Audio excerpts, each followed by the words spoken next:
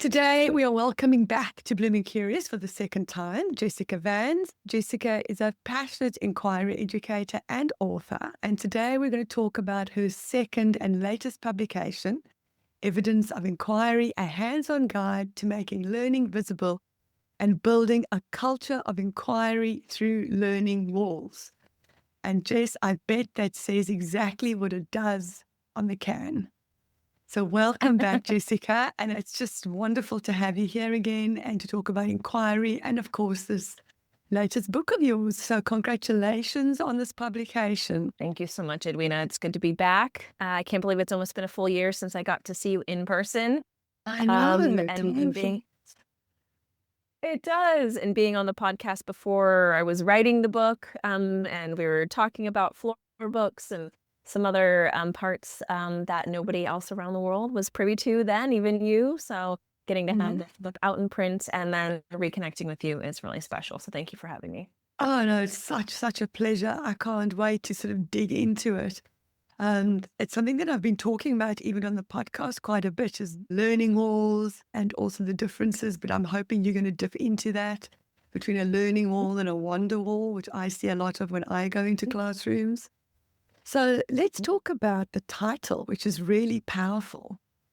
Can you unpack that a little bit and also why you felt that this book had to be written now? Obviously, you've been writing it for a while, but it's just been published. What were your thoughts behind that? So really the book, and if you open up the first Roots of Wonderings, I talk about how and why this book came about. And really it's from my learners, the adults, whether they be physically with me or those on social media, asking questions about my own documentation process that I was tinkering with and playing with. How do you do that? Where do you put that artifact? And the more questions that I got, the more patterns and trends that I saw that this was an opportunity or just something that people were really curious about. So just as all good inquiry educators do, you follow your learners' questions, which I thought would be a very simple, small book. It started off with the sketch note, How to Build a Learning Wall. I had my amazing illustrator, Ryan Bear, put that together, and I started utilizing that with schools and with coaching. And so I thought this would be easy peasy. I'll write a chapter on each of these steps. And then a year and a half later, I found myself knee deep in so much research and some really great connections with other educators, tinkering with some of these ideas, which you see in part 3 of the publication. And so I think that's a little bit of the why. And when I go back to look at my first publication, Leading with a Lens of Inquiry, there's a very early stages of some learning walls there. And to see that, and then now to see what it's progressed to and what I see people doing with an authentic documentation process, my goodness gracious, how much I have learned and grown myself. I'd say in regards to the title, I was really tinkering with something around leading with a lens of inquiry. I wanted to play with that idea. And then I realized that it was really also important to be able to name the thing that this book is about, right? It's evidencing and documentation, and then, of course, connecting that to inquiry. And really, inquiry can feel, as you know, sometimes this really big, ambiguous thing. And how do we unpack it and make it something that we can show and document the process of learning over time? Hence the title there too. So again, following my learners and then not being afraid to name what it is, being a little bit bolder in this publication, I do have to say, which comes, I think, around having a second publication out there. I kind of know the ins and outs of how to write a book and what needs to be said. And then again, just being able to partner with phenomenal educators and leaders, curriculum coordinators, you kind of name it, they're in there, and their feedback has just been really, really pivotal in me putting together what you probably have on your bookshelf. No, I actually don't. Behind me, I have Leading with a Lens of Inquiry, but I actually haven't got your book yet. So I'm waiting for that to arrive. So I'm waiting for that. I thought I saw it in the back. I thought I saw it in the back there. Leading with a Lens of Inquiry is there. Okay, that's amazing. But your newest one isn't there. And really the difference was your Leading with a Lens of Inquiry is really more a publication for leaders, wasn't it? To get school leaders on board with evidencing learning and even learning of their own learners, which are the teachers in schools, right? Mhm. Whereas this book is more, I have been reading up about it and getting all the information. This one is more about actual teachers and educators and how they actually physically use learning walls in their spaces. So I think that's really powerful because I think teachers need as many tools and as many arrows in their little toolkit as they possibly can get. So I think from there, when I go into classrooms, because I do a lot of substitute teaching still, I do Mhm. see a lot of wonder walls where children's wonderings are. And Hmm. I actually have made a podcast episode about this because I often think it's where their wanderings go to die, because they put them up there, but then nothing happens. So I guess I want you Mhm. now, for everybody Mhm. listening, to explain the difference between a learning wall and what its function is and how teachers Mhm. actually use it Mhm. to document, and to make learning visible. Because I think it's Mhm. a powerful tool, but like all tools, unless you use it properly, it doesn't have much value.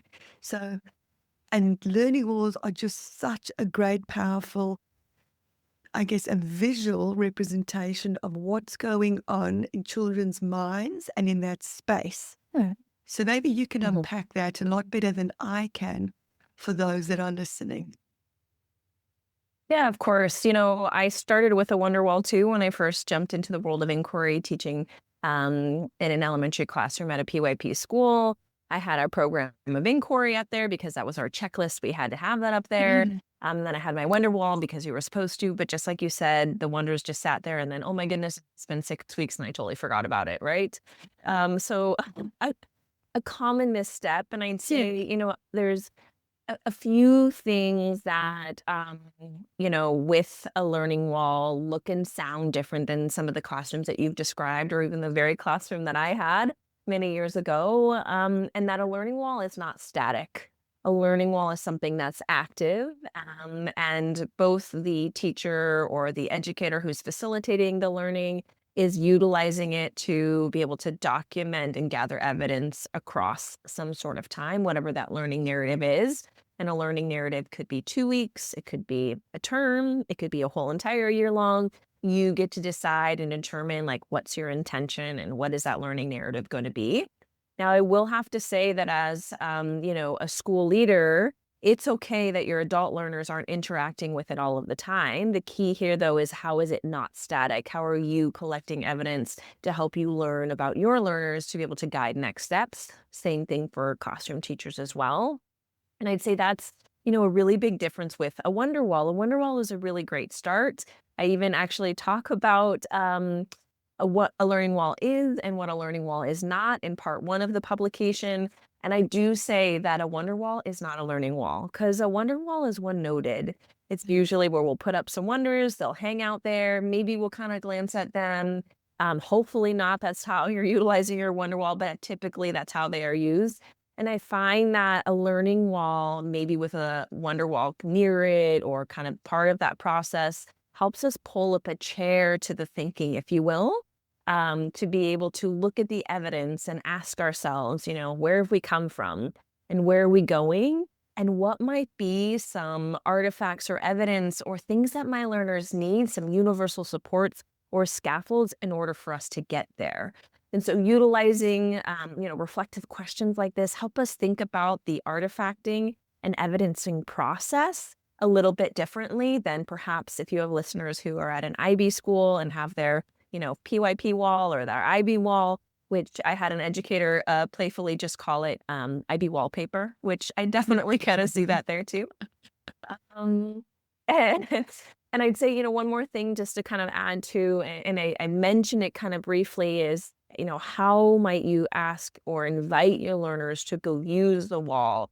And if this is not a practice that our learners or ourselves aren't really used to, then how might we think about structures and systems that help our learners see the four walls differently? right now, most students probably look at the four walls and be like, well, these are the teachers. These aren't necessarily mine. And just because we point to an anchor chart or we say this is important does not hold the same value as pulling up a chair with our learners or asking our learners to go to the learning wall and grab some evidence to support them while they're engaged in some writing or reflection with a peer. So again, that static is not only in the artifacts moving and changing and ebbing and flowing, but also how are we using them differently than a traditional display or, as you shared before, a wonder wall. I just had two thoughts as you were talking there. One, Mhm. in terms of the wonder walls, when I actually had Tanya Gilchrist on the show some months ago, Mhm. Mhm. and she was saying Yeah. about those wonder questions, which are a great start to inquiry. But then those are often the questions that are very off-piste, so they might be a little bit different to what your curriculum or what you're doing. But they're great questions to give kids agency. So she said you could make some time once a week or however much time you want to spend on it, and then just pull out one or two of those questions. And those kids feel that their questions have been honored, that they have some agency. So I always thought that was a really nice way of actually utilizing your wonder wall. You don't have to answer all the questions, but at least, every week you could address some of them. Um, and the other thing, when you were talking about, how children, and I've experienced this in my class, you've made massive displays. You think it's just a fabulous Yeah. thing, and kids don't even look at it. And so what I've realized was that, like with all good instruction, you have to explicitly teach kids how to use that display or that learning wall. You've got to Mhm. physically, well, I can speak only from an elementary point of view, but I Mhm. found that you have to sort of model how to use it. You've got to model, Mhm. that we're doing this, we're going to put this up. And if you want to know Mhm. anything, this is where you go look. Or I think you have to be very explicit in your modeling of how to use it, because otherwise children won't. I don't know if that's Mhm. what you're advocating for, um, when you evidencing and when you're inviting children to interact with the wall. I've always, they Yeah. don't know what they don't know. So you actually have to show them, because sometimes they might think, oh, like you said before, it is the teachers and I can't go there and I can't touch it. Mhm. Mhm. I love that you're lifting that up, Edwina, and no, that doesn't just belong in the elementary space.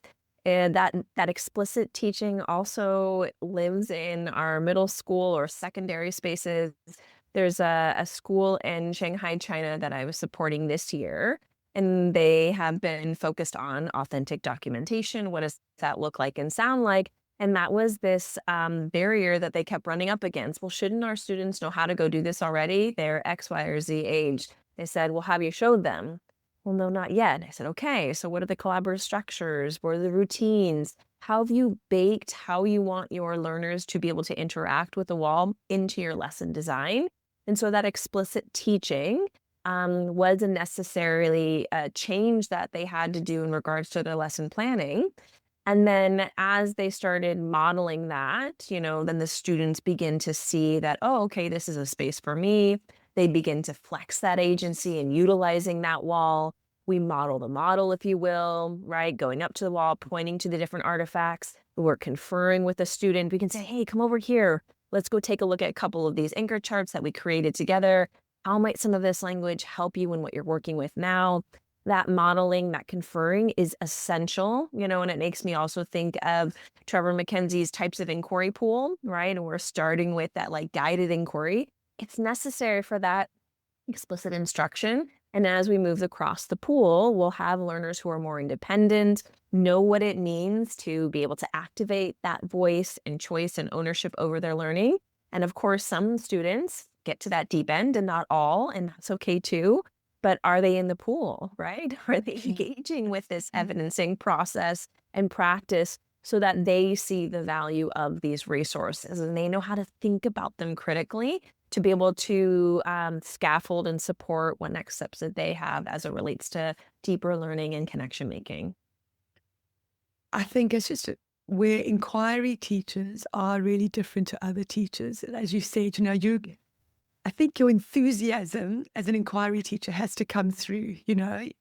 it has to come through in that, oh, come over, look over this, and come over here and check this out and see if you can add something to this. I think we have to be that, we are the catalyst for inquiry. And I think that if we're just flat, then the learning is flat. And I think that's what makes inquiry really exciting, because it needs enthusiasm. And it's not that, or just go free range, do what you want kind of thing. It's really explicit, and it has lots of modeling in it, because we've got to teach kids the skills, and they don't often have them. So including that skill of how do you go to the learning wall and how to use the learning wall. So that, I think, is super powerful, and a great tip, I think, is that whole model, the model of how you want the children to actually interact and use it. So thanks for that, Jess. Now, I know that there will be educators out there thinking, how do I start? And obviously the first place to start is to get your book. But if you don't have a book, how would you always, or how do you go about when you go into a school and you're trying to get them to use learning walls, how to evidence their students' learning? Where do people start, and how do they go along with that? Yeah, yeah, starting sometimes is the hardest part, isn't it, Edwina? I'd say, when we build a learning wall, we really have to be intentional, not only the ways that we've outlined already with utilizing it, but what's your intention for documentation? And there's a lot of different choices, which I know might feel really overwhelming for your listeners, like, just tell me something. Your start could be an essential question that comes straight from your curriculum. I've done that with many teachers who don't really have a lot of agency to move things around in their curriculum. So, okay, let's go take a look here. Where and what might be important that we can directly pull up. So the essential question becomes maybe like the center point of our learning wall. If we're using kind of more of like a spiral diagram, or maybe we use a timeline and we're starting with an essential question and we can move across a wall. I've seen learning walls be able to be used for academic vocabulary, tier 1, tier 2, tier 3 vocabulary. But really, how are we inviting? It's not a traditional word wall, remember. How are we inviting our learners to interact with it, add to it, move things around, if you will? So that's, again, straight from your curriculum. A provocation is another great one as well, too, Edwina. If you have maybe a provocation that's a series of photos and you've done a chalk talk, or you've had students say the things that they've noticed and wondered, could you use that as the start? I've seen teachers do that both physically, and then also those of them who have like a panel that they're writing directly on, kind of like a digital panel, and then that becomes their learning wall. So provocations are really great. Student questions are really great. And I'd say, if thinking about the structure of your learning wall is also really essential. You can put a bunch of things up, but that's also might feel really messy and really overwhelming. So one of the structures that I shared is, a spiderweb diagram, or just kind of that traditional like graphic organizer that we use to help students brainstorm ideas. That's a structure we've used in a different setting. Like, let's go use that here. Let's not reinvent the wheel. Use something that they're familiar with. A timeline is another favorite one. I'm a little bit more organic when I build a learning wall, but I also feel really comfortable with it. I find that organic kind of nature helps me be more playful with it. But I also understand that some teachers that feels really messy. So I've also seen like week 1, week 2, week 3, just to be able to have a little bit of that structure. There's nothing wrong with it. Again, it's how are you asking your learners to make those connections? And there's on my website, if your listeners jump over there, on the evidence of inquiry page, there's a PDF companion guide that has color images of all of the learning walls that are in the publication. That way you can kind of get a peek at what these look like and sound like. They're not all gold stars, but they are a process. They are a start, and hopefully motivation for other educators or leaders to be able to feel inspired and know where they might begin next. Oh, that's fantastic. I'm just writing that down so that I remember. Yeah. I will put that link in the show notes for everybody so that they can go and get that right there. So it Perfect. sounds to me very much like learning walls also have to mimic your personality. It's not something or your teaching style, right? It's not a one size fits all. But the most important thing is to just start and start somewhere. I must say, I really am probably quite, I don't know, I think I've changed over the years. I was probably very structured and wanted everything perfect and neat in the beginning of my journey, and then discovered that it's so much more fun just to let it go and to be organic. And I am a very big fan of those spider webs and mind maps, so to speak, because I think Mhm, mhm, I just discovered that's how my mind works, and that's how I teach, and that's how I've trained children. mhm, So and mhm, that is a favorite strategy anyway, and I think that works just fine. But we all have to find what works for us and what we're comfortable with. You say, you use them as a tool to support reflection and agency and deeper thinking. mhm. Okay.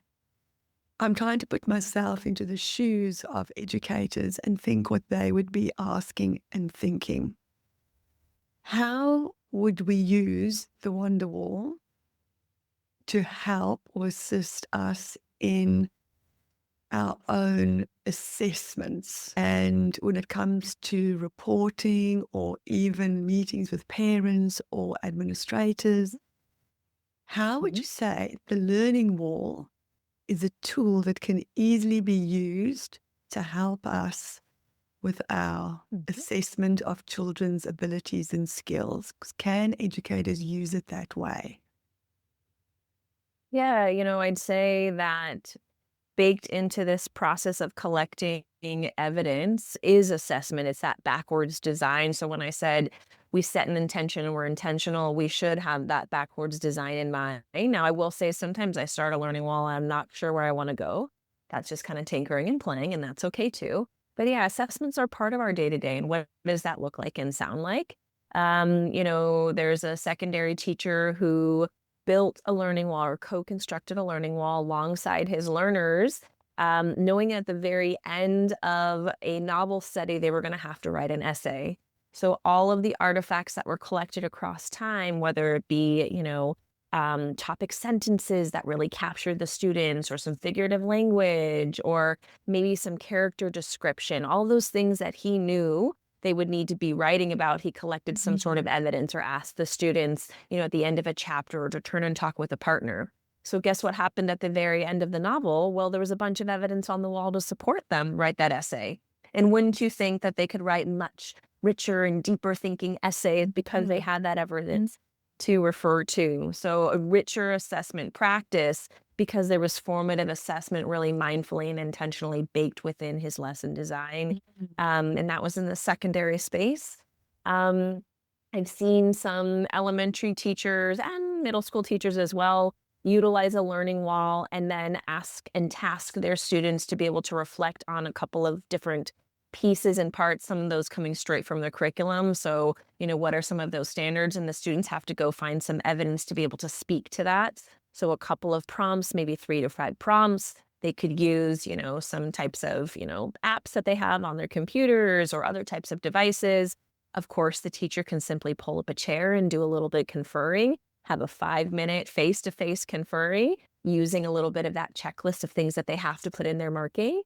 And I've seen some really amazing early years educators. I know I keep saying pull up a chair because we got to pull up a chair to be able to look at what they've collected across time to do their narrative reporting. And if they've been mindful and intentional, they have the evidence right there to be able to show growth over time or some strengths and stretches within their students. And so those are some of the few things that stand out to me right away, some easy, tangible ones. But again, notice too that backwards design is baked in why we're collecting the evidence and what the evidence might be used for. I'll share one more, especially if you have some school leaders on here who are listening to your podcast, or some coordinators of sorts, have some strategic plans or goals, and that's the framework or that's the start of their learning wall. And so when they add evidence and artifacts up there, those are used as an assessment of whether or not they've met their goal or how they've made progress towards those goals. So again, modeling the model, what we're doing in the classroom is what we should also be doing as leaders.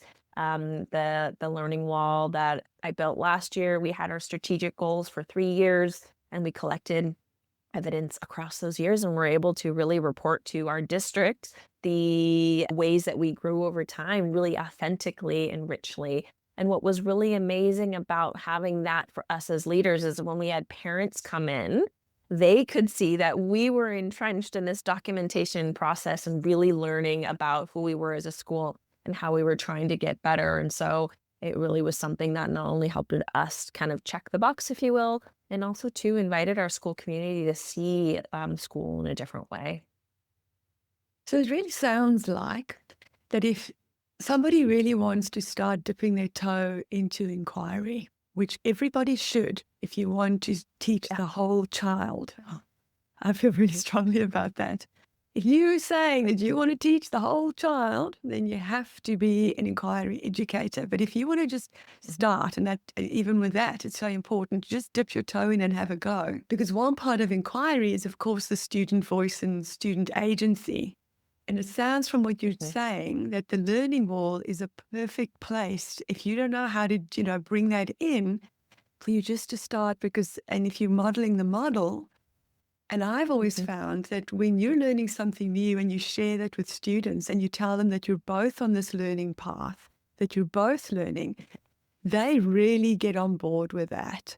And so I'd say that Mhm. if you're just starting out, a learning wall is one of the best tools to use because not only is it going to give children that voice and that agency, but also it's going to get them out of their chairs, out of their seats, and being the kind of learners that they naturally want to be, learning how to use a tool where it's almost metacognition, right? Where they can then see Mhm. how they're learning. And that's Mhm. very powerful.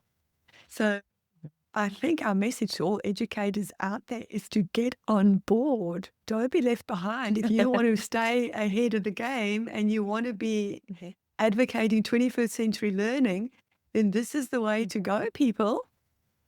There really is no other way.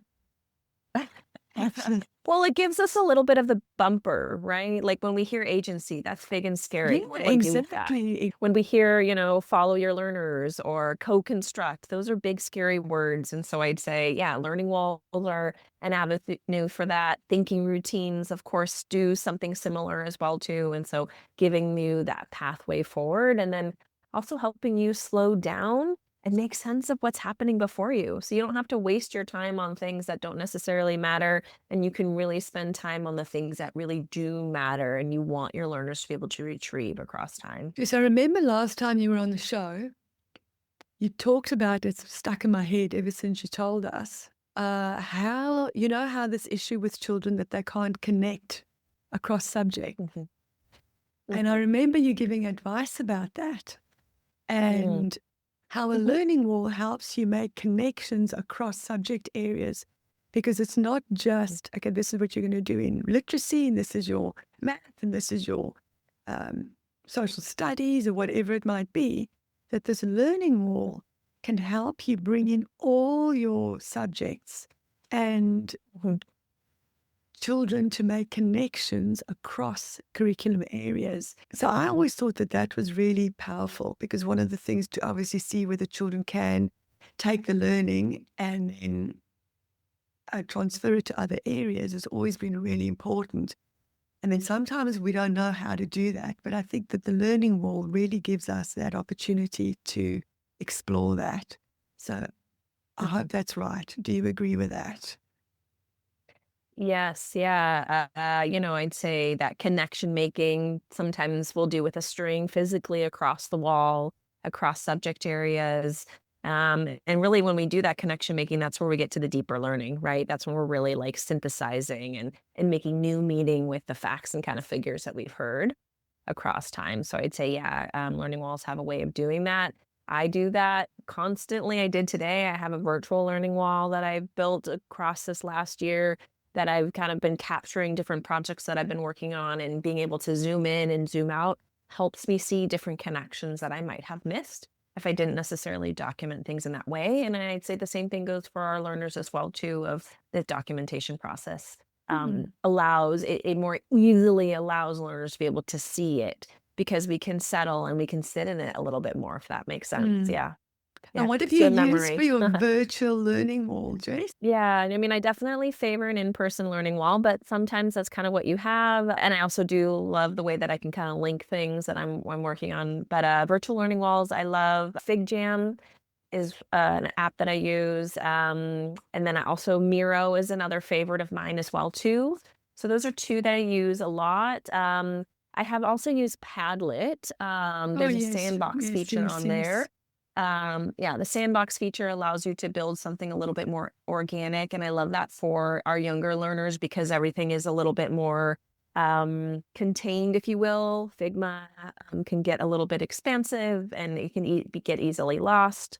Um, so those are the ones kind of I favor for now that I've been tinkering with. But there's educators who all the time will see me at conferences or work that I'm doing with their schools and say, "Can I show you what I'm trying now?" So there's always things that kind of bubble up across time. But again, it's an Mm. intentionality around the tool. Does it fit? How are you asking your learners to be able to reference it and utilize it? So yeah, not saying no to virtual learning walls.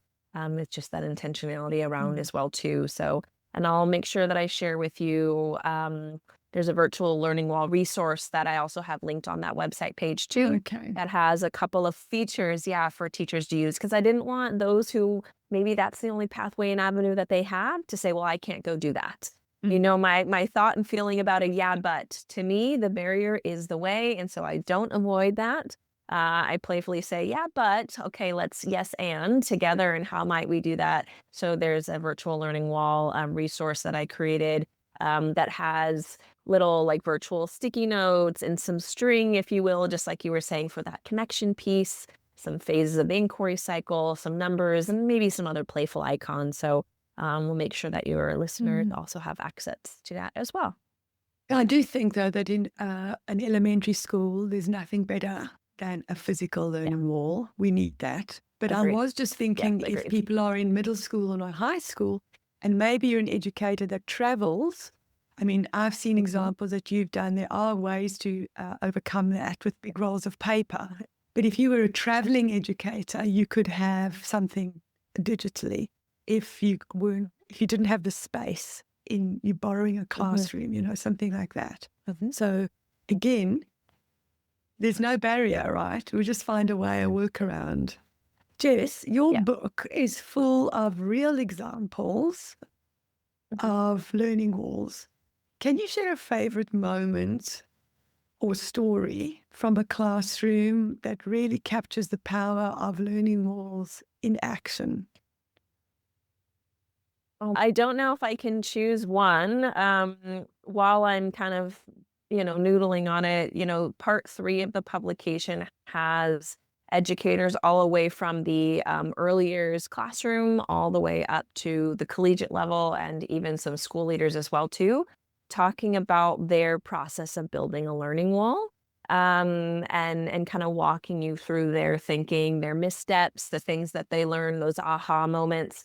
And so, I definitely tapped on the shoulders of these educators just because I really appreciate their vulnerable sharing and how they were tinkering with maybe an idea that was not really common practice within their school or was just kind of something that was newer for them. So these are definitely a lot of my favorites. I'd say one of my favorites actually comes from an early years educator. She ended up building a learning wall just on that sheet, or roll of butcher paper, for a 2-week unit of inquiry focused on the concept of movement. And I really love how she intentionally not only attached different types of artifacts, even kind of some 3D and tactile ones. But here's the thing, it wasn't the actual building of the learning wall that stands out that it's my favorite. It's because of what happened afterward. So she didn't have a whole lot of wall space. She would unroll this sheet of butcher paper, take new magnets and put it onto her whiteboard and then take it down. And then she ended up just rolling this out and keeping it in a little bit of a bin. And then she collected these across the school year. Well, at the very end of the school year, she had student led conferences. for students who were learning English as a second language, and they now could read and share their own learning journey to their families, and they got to choose which of their learning journeys spoke to them the most.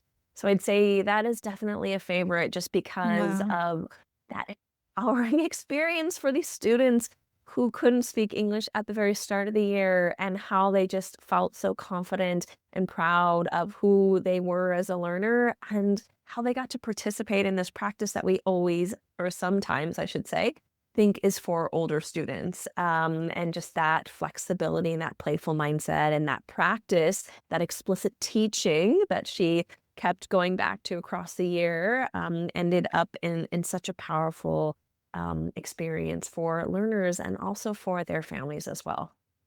Jess, that's just beautiful. That's almost made me Mm. emotional. It's a good one, isn't it?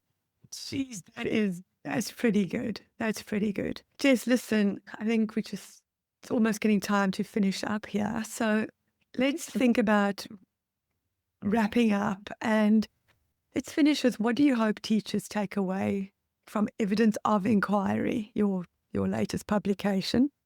And how do you see this work transforming classrooms and the culture in classrooms over time? A great question, Edwina. Gosh, I think that I want educators to feel empowered. I think the same theme ran true with my first publication. I wanted inquiry and I want inquiry to feel tangible. There, of course, is a depth and complexity to it. I'm still learning so many things, and I've been practicing as an inquiry educator for quite some time. And also, I want everybody to feel like they can take that first step. So I was really adamant with the learning walls that are here to not always be those gold stars and to have spelling mistakes and to be these imperfect works of authentic documentation. So that way everybody can see themselves within this publication. And I think that, beyond this, I hope that this is a provocation for educators to think about their documentation practice differently, for school leaders to think about how they're documenting, how they're modeling the model, maybe a little bit differently.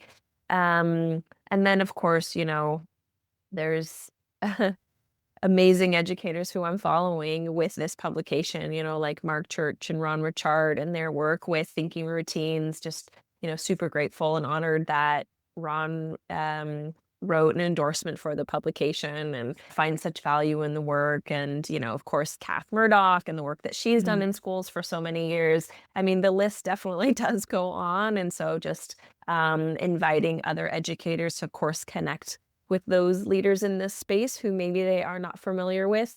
And then also the amazing educators who are in this book who don't have their own publication, but getting to be inspired by them, reaching out to them and staying connected and sharing our learning walls in spaces with each other, whether it be on LinkedIn or on Instagram or wherever it might be, sending them my way so I can share them a little bit more broadly. We really are all better together. And like I said when we started today's podcast, like I have gotten better because of other educators teaching me and tinkering with ideas. And so I hope the conversation doesn't stop after your listeners, finish up this almost 400-page publication.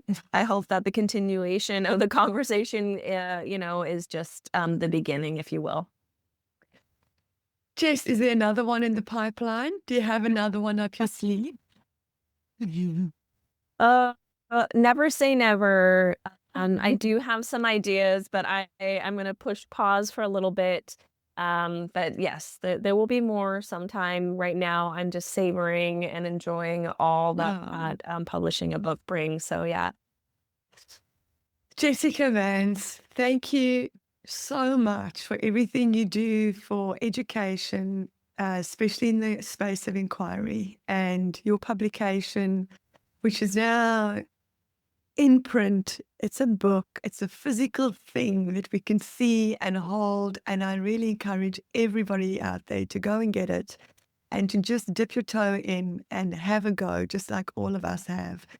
and it will be the best thing that you've ever done for yourself and your students. So thank you so much for being the lighthouse and for your inspiration to all inquiry educators and actually just to all educators out there. I hope that anybody listening will be inspired to just start this way of learning and teaching, which is just so powerful for our students. Thank you so much for adding to the joy.